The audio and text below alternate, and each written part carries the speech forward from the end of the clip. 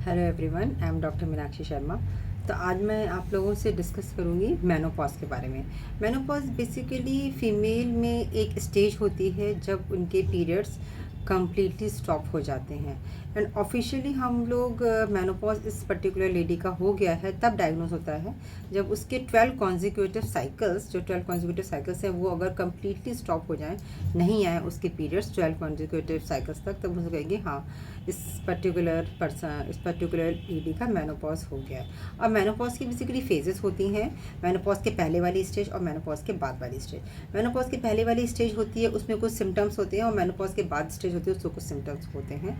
तो मेनोपॉज के पहले वाली स्टेज को पेरी मेनोपॉज और मेनोपॉज के बाद वाली स्टेज को पोस्ट मेनोपॉज कहते हैं, और मेनोपॉज तो खुद एक में है ही। तो बेसिकली मैं आप लोगों से ये तीनों फेजेस के बारे में डिटेल्ड में डिस्कस करूँगी, उसके symptoms as well as treatment, homeopathic treatment, perimenopause का भी, मेनोपॉज का भी और पोस्ट मेनोपॉज का भी।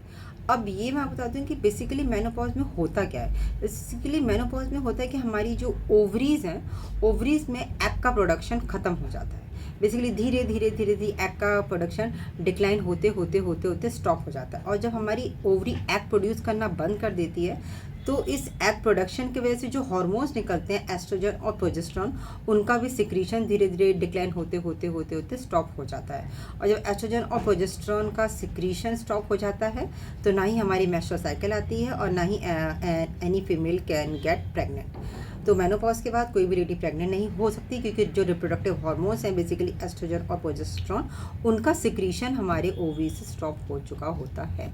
This is menopause. अब मेनोपॉज के स्टेजेस के बारे में, उनके सिम्टम्स के बारे में, एज वेल एज उनके होम्योपैथी ट्रीटमेंट के बारे में I will discuss with you all in my later videos. तब तक के लिए थैंक यू।